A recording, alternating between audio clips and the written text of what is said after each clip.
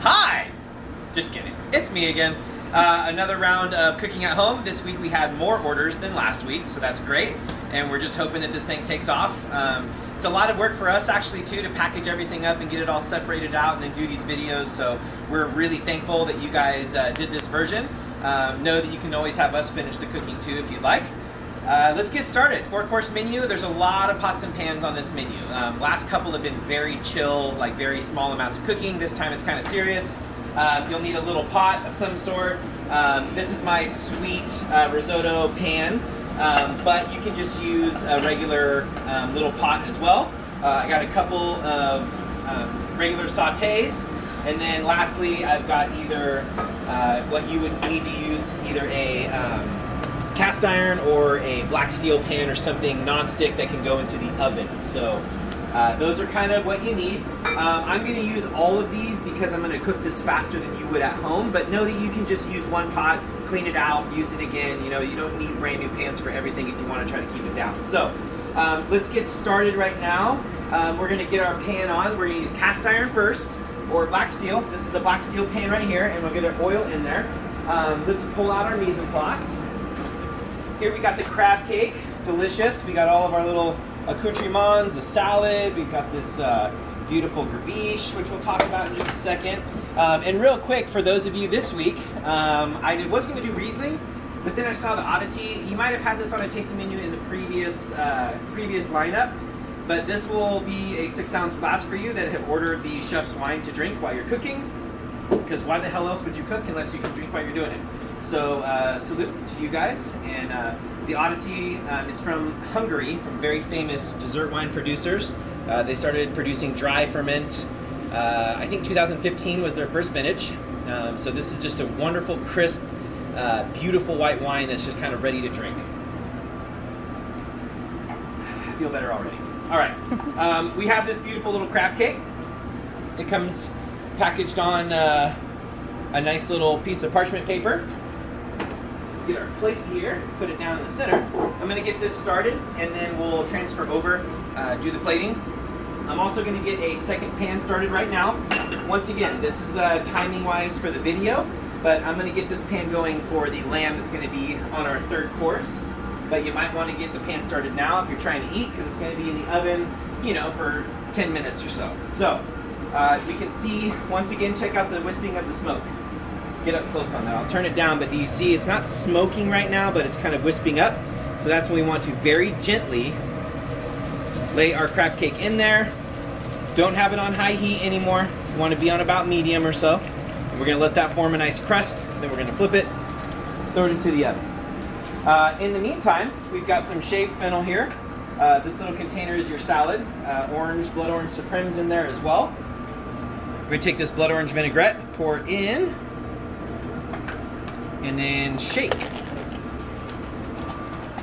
I wonder how the bartenders, they got that like cool shaker thing. I just shake it. I'm not that cool. All right. So we got our salad, all dressed and delicious. We'll open these up. We got some fennel fronds in here. Got some blood orange pearls. Those are kind of cool. They look like eggs, but they're actually just pearls made out of blood orange juice. And then some crispy little capers. Some deliciousness. Gerbiche sauce right here. We'll talk about that when we get on there. But let's check in on our crab cake. A little spatula. Take a look. We got some nice browning. See that nice golden crust? That's what we're looking for.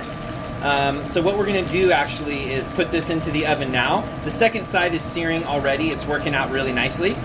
So we're going to put this into the oven for just a couple of minutes to heat through the center. That's all we're trying to do. Same time, if you're doing this at the same time, watch for your smoke point here as well. We're going to jump forward just a little bit. In another container is our Emmy Ranch lamb pave. So this is braised Emmy Ranch lamb done in Moroccan flavors. So you have all sorts of delicious lemon and mint and cilantro and onions and garlic and coriander and cumin and blah, blah, blah, and on and on. But we braise this down in this beautiful red wine liquid. Pull the meat while it's warm, get the jus nice and clean, and then put it back in and press it. Then it sits and turns into this really nice, dense piece of lamb, but it's very flaky and delicious as you tear into it when it gets hot. So we've got our oil very hot now. Like I said, not rolling smoke, but starting to smoke a little bit. So we'll set that down right there. As you can see, no stick, so we're looking good. So I'm gonna turn that way down. We're just looking to get a nice sear on both sides and finish it in the oven. So while we're waiting for the crab cake to come out, this is sauce grabiche. It's a fancy tartar sauce. I think it's way better. You hard boil eggs, you take out the yolks and you use those as an emulsifier, kind of make a mayo with a bunch of other deliciousness in it. Herbs, you got tarragon and parsley in there, a bunch of capers, caper juice. You take the egg whites off, very finely chiffonade it, fold that back into the mayo. Then you end up with this beautiful kind of chunky tartar sauce, which I think is a lot cleaner. There's no sweetness in it either, which is really nice because some tartar sauce can be really sweet. This is not. This is very savory, great acidity, which pairs extremely well with our wine pairing, which is from some very close friends of ours. This is a very small producer. His family actually makes the wine, Côtes de Margaux. This is Macon Village, so this is on the very southern part down of Burgundy, Chardonnay, of course. Aligoté would be the only other white wine they'd be able to produce there. But this is 2019 vintage. It's got some really nice depth to it.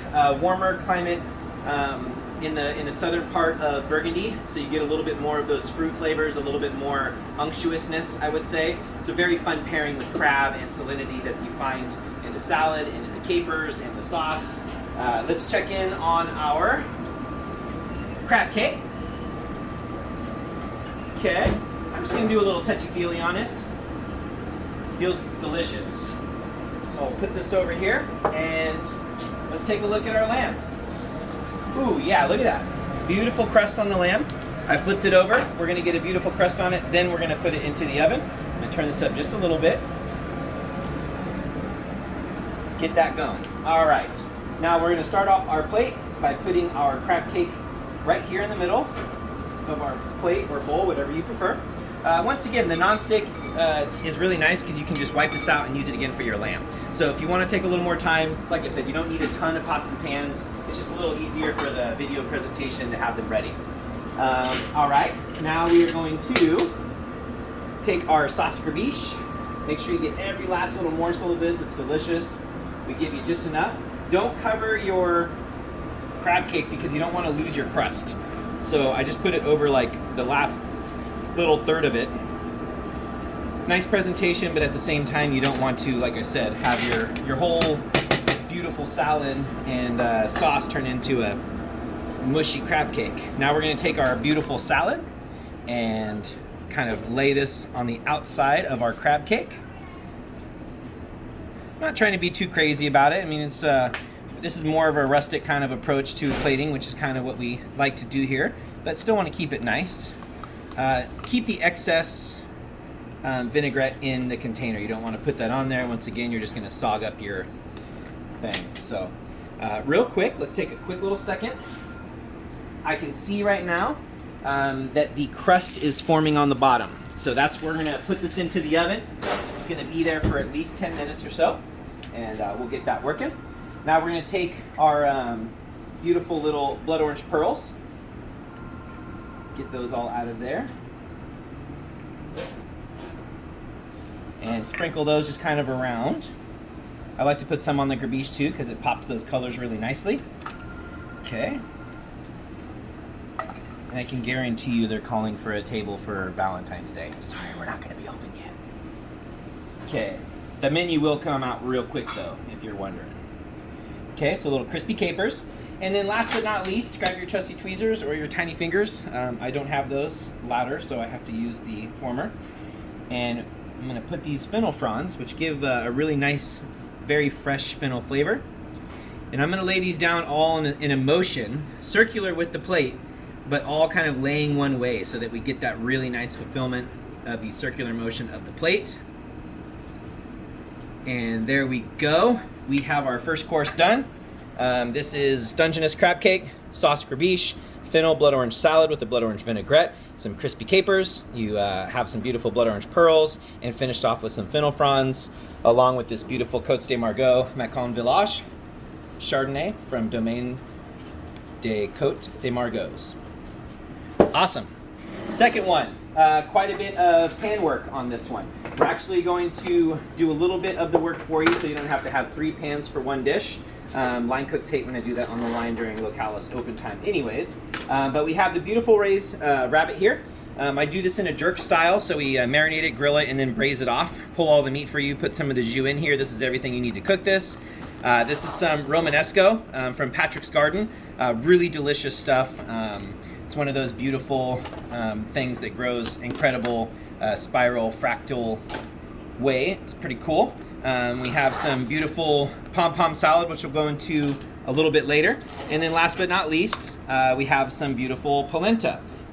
Coconut polenta, so it's made based with coconut. You'll get some beautiful veggie stock already. So that'll be for a risotto coming up soon, but we're going to use it for our polenta. So we're just going to add very, very tiny amount of vegetable stock. And then we're going to go ahead and put our polenta in there. See that I didn't heat it up first. That's because this is all going to come up together. I'll show you something a little bit different with the risotto. But as far as the polenta goes, we just want to get the liquid in there first so that it doesn't stick to the bottom and end up burning to the bottom, which we don't want. Okay. Now, so typically this will be seared off in the wood fire oven for you so that it already has that grill flavor on it. So we're going to combine the two things and heat them up together in one pan. So I have a nice little saute pan here. Get it on lower heat. Put the two things in there, and now we're just going to kind of watch this and heat it up as we go. If you have a tiny little whisk, I would suggest using it for the polenta. It's just, you'd be able to whip it up and get it really nice. But as you can see, the liquid is getting into the polenta and it's breaking down slowly. You can see it thickening really well. Don't worry about putting a little too much vegetable stock in there because you can easily just cook it out. This is one of those things where you're not really going to overcook the polenta like you would rice, so don't worry about it. But what we want is to get it nice and creamy again and bubbling. Over here, our rabbit is starting to make just the lightest amount of sounds, meaning that the pan is starting to get hot, as you can hear. So we're just going to move this around. This will be nice because these little florets of Romanesco are going to pick up that flavor of that beautiful jus that we have with the rabbit. So really delicious. I'm going to let that heat up. We're going to talk about our pom-pom salad over here, which is super delicious. Pomelos, Twin Peaks Orchards. We supreme them and then cut them up into little chunks. We have some beautiful pomegranates, kind of last of the season that are happening. Some pickled red onions, as well as minced mint. Some pink peppercorns in there. If you have a nut allergy, be careful. They are in the tree nut family, which I didn't know until a couple years ago. And then little salt. There's no vinaigrette with this because the liquid from the pickled red onions, the pomelos, is going to work really well. So you just got to mix this up a little bit. As you can see, the stuff is right on top. So we kind of want to get that all incorporated in. I use a nice big bowl plate for this plating. I think that's the best way to do it, but you can use whatever you want. You're going to stack it on top of the polenta anyways. So we want to make sure we don't lose too much of our cooking jus from the rabbit and Romanesco. It's getting hot to the touch, which is really all we need. We got our polenta here. It's definitely bubbly and getting nice and hot. So let's really give it a good whisking. This is with a spoon, but like I said, if you got a little whisk, use it. This is already very hot. And what we want is nice and thick and creamy. It's a little runny still, so we're going to hold over the flame a little bit more, reduce a little bit more of that liquid out of your polenta. Just as you cook, it's going to thicken. You don't want it too thick either. As you can see, there's already liquid cooking out of it.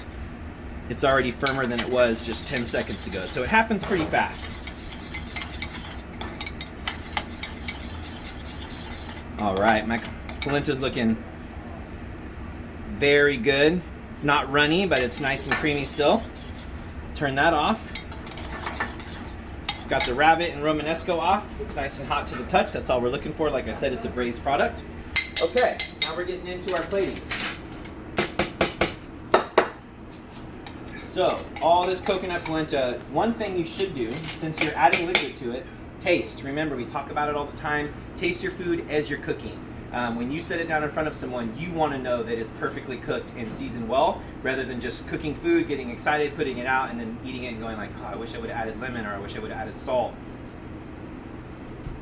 I'm going to pick this one up with a little bit more salt. Mix that right in. Now we're going to lay this down and give ourselves kind of a landing pad for the rest of the dish. We're going to give you everything that you need, so really try to get everything extra. We didn't want to waste food. Obviously don't want to leave you without enough either. So I'm going to give myself a nice little area where all my stuff can land. Once again, if you're short on pans and pots, just spray that out now while it's hot. It'll come out really easy and get it ready for your risotto. Now we're going to take our rabbit and Romanesco. We're going to lay that right on top of our polenta. So as we eat this dish, it's really nice because you get the bites of polenta and everything else all at the same time. Stack that up nicely right there in the center.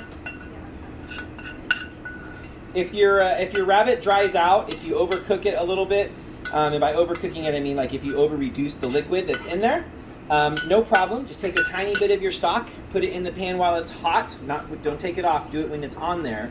And get all that stuff off the bottom of it and let that jus come back. It's just reduced, so it's not going to make it taste less. You're just adding back some of the liquid that's been cooked out. So if it dries up a little bit, just add a tiny bit of stock, deglaze your pan. All right, now we get to have a little bit more plating fun. I'd like to go around and set this salad around the outside. Remember we talked about the ease of eating this plate? Sometimes at Localis, people are like, how do you eat this? Or you want them to make sure that they get all the right amounts of things in each bite. So we're just going to lay all this down.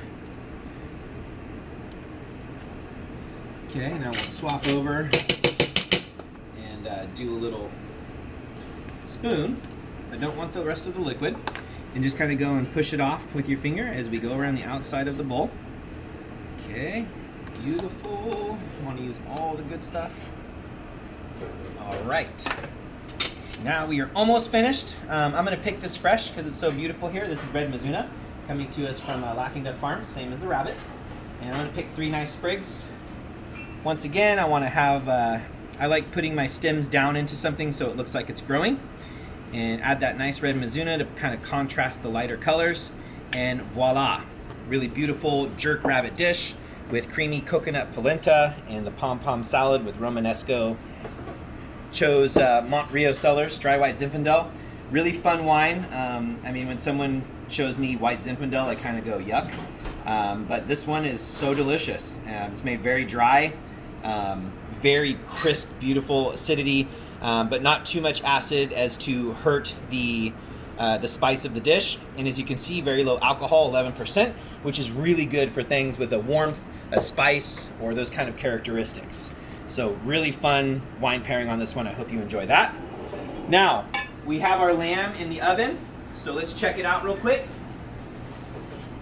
Now, this is one of those things too, you can't overcook it unless you take it way too long and it dries out, but this has already been braised. So I'm going to very gently put my tweezers into the center of the meat. Now touch it. Woo, it's hot, hot through. If we were cooking a steak, we'd be in trouble, but what we're doing is just trying to get it hot through. It's already been cooked. So we're just gonna let that rest for right now, and we are gonna do our risotto. So, risotto, get your pan on, and put some vegetable stock in the bottom, not too much. I would say like 1/4 of an inch, but I don't know how big your pan is, so it's kind of hard to say, but you just need a very light amount on the bottom. I'm going to get another bigger saute pan going on for the broccoli, and that's really easy. We're just going to take these broccoli florets, put them in here, and we're just heating these up slowly. We don't want sear marks on these, so don't let your pan get hot. That's not what we're looking for this time. So what we're waiting for, now that our lamb is out, we don't need to worry about heating it back up. It's going to stay hot for quite a while. It's a very dense cut. But we're waiting for this broccoli to heat up. Just want to roll it over. Like I said, we don't want the pan screeching hot because we're going to add butter to this and we don't want it to just break apart completely. As you can see, we are now boiling on our stock. That's when we add the risotto in. Okay? Get your spoon out. I am a fanatic weirdo about my risotto, and you want to break it up lightly, don't smash it, and then you're just going to stir one direction. Okay? You're going to be breaking 2 pans, so you could almost be on a saute line now. So get ready for this. But we're heating up our broccoli. I'm going to drop this temp way down because, like I said, I don't want to burn our butter or have any color on the butter at all. And we're going to just stir this risotto pretty much non-stop. We already cooked it most of the way. You're just finishing it off. This is harissa risotto, so it's got a little bit of spice to it, a little bit of warmth, lime juice in there. The beautiful broccoli is from Patrick's garden again. A lot of beautiful stuff coming from up in Camino with him. And as you can see, we're getting reduction on there already, which is nice. Now, clean my spoon off, it's good enough. Now we have this preserved lemon butter, and we're just gonna lay that into our pan. And what we wanna do, like I said, is heat up our broccoli without breaking that butter all apart. So notice the butter isn't sizzling super hard, it's melting slowly. That's exactly what we want. We just want to coat that broccoli really nicely as it comes up to temp. Back to stirring.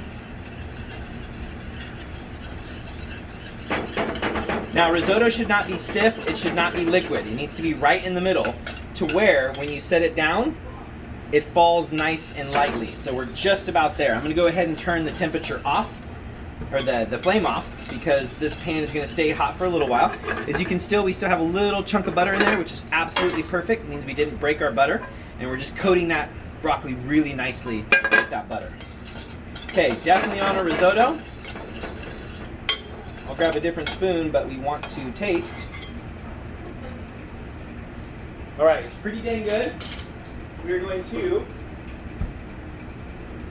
finish with a little bit more salt. Got a nice little kick to it.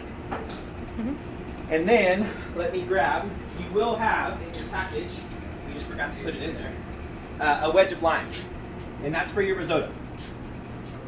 So you'll have a little wedge of lime, like such. A little squeeze in there, not too much. You don't want it limey, you just want to brighten it up a bit. And stir like crazy again.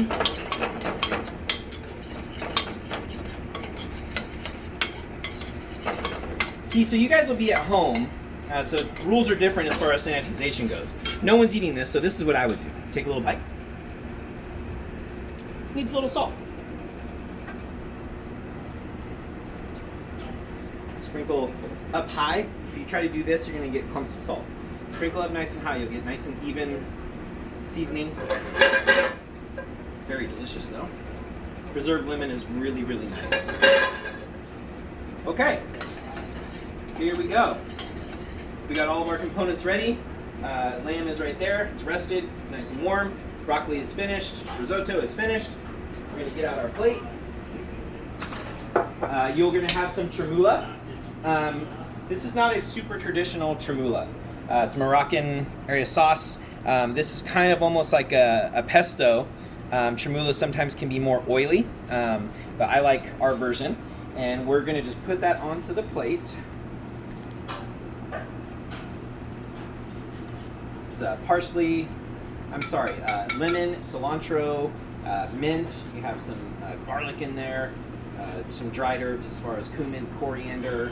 It's just a beautiful, nice, bright, herbaceous sauce. And we're just going to give that a nice little smear. I don't like seeing the plate on smears, so if you're in with that, just try to spread it out nice enough to where you don't have the plate poking through. Now we're just going to stack our dish up. Pretty simple. The biggest item, sometimes you want to stack on top. I actually want to put this on right now. Kind of put that off center on the plate. As you can see, this crust, you can even hear it. It's delicious. Really excited about that nice crispy lamb on the outside. Okay, now we got our risotto. Okay, so say check this out. This is perfect. Made a little boo-boo. Do you see how it's just sticking like that? That's over reduced. It's too sticky. So we're just gonna put this back on the heat. Now watch how small. Just that. That's all you need. We're just loosening it back up. We don't want to serve stiff risotto. It's not the bee's knees.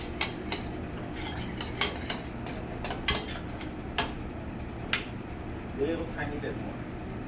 See, this is the part of cooking. Not everything's perfect on the first time, but we can adjust because we're at home cooking at our own pace. I don't know about you, but I'm a little stressed out. Whew, our risotto's finally right. Take some of those nerves off.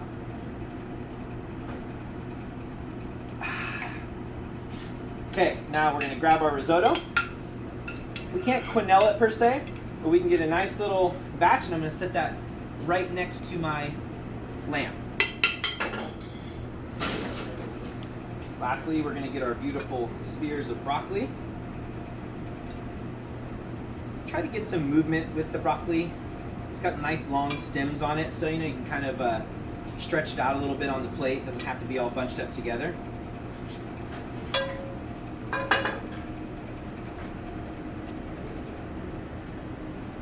And we're going to grab some calendula. So these will be picked for you, but these are calendula from Catherine. I'm just going to take some of these, and this is kind of one of those fun things. It doesn't have a lot of flavor, a little bit of flavor, which pairs nicely with Moroccan cuisine, but more so just the second that bright orange goes on top of those colors, it draws out the orange from the harissa risotto, really kind of showcases all of the beautiful greens that we have going on right there, and our dish is completed. Really amazing wine. I say a lot of the same thing a lot. If you know me, you know that's true. But I'm not a huge fan of California Syrahs normally. Some people are making some that are fantastic. Robert Lindquist is one of the very early people making wine down in the Santa Maria Valley. This is Bien Nacido X Block. So Bien Nacido, very famous vineyard from down there. This is his beautiful Syrah from 2018. He actually started QP wines. I'm sure you've heard of those. Very highly regarded wines. But now he's doing his own wine, and this Lindquist brand is fantastic. I love Syrah and lamb together. It's one of my absolute favorites, and this dish and that wine are really fun together. So I hope you enjoy that. Savory dishes are completed. Last but not least, we got that delicious dessert. Mise en place is pretty easy. It's right here for you. I'm not going to finish it with the ice cream, because the ice cream that we make is literally one of our favorites, and we don't want to waste even a single scoop of it. So we punch out a hole for you, set that at the opposite side. So if you kind of plate it like this, where it's they're opposite of each other, just provides nice contrast. Next, we have this beautiful orange vanilla marmalade. Really tasty stuff. It's nice and thick and rich. This is peanut butter and jelly. So one of my very, very favorite childhood memories is the times I got to have a peanut butter jelly banana sandwich for lunch. It kind of made me feel like a king. So I've been presenting desserts in those realms, peanut butter jelly and banana, for the entire time I've been cooking. This is our latest version. What I laid down is banana cake. It looks like a slice of bread on purpose because we're trying to give you that nostalgia.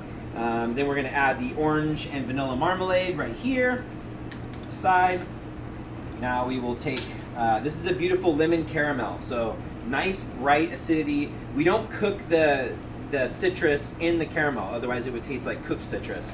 We put raw citrus zest strips into the caramel after we've already introduced the butter and cream and everything else, and it's come down in temperature. But you get this really bright, really awesome lemon flavor. And we're going to stretch that. Once again, building those contrast lines. We really want to see opposite directions. Our guy here, Harry, has now wanted to do his own design on the dessert, so he's totally changed my plating. And you can do whatever you want. If you want to do Harry's way, like maybe we just won't be friends anymore. I don't know. We'll see. Where is Harry? He's not, is he? Good. Oh, he's looking at me. Uh-oh. Okay, and then last but not least, we have a beautiful little orange chip. We do these in the dehydrator, and you know what? I'm going to put the ice cream on, because how are you not going to put the ice cream on it, right?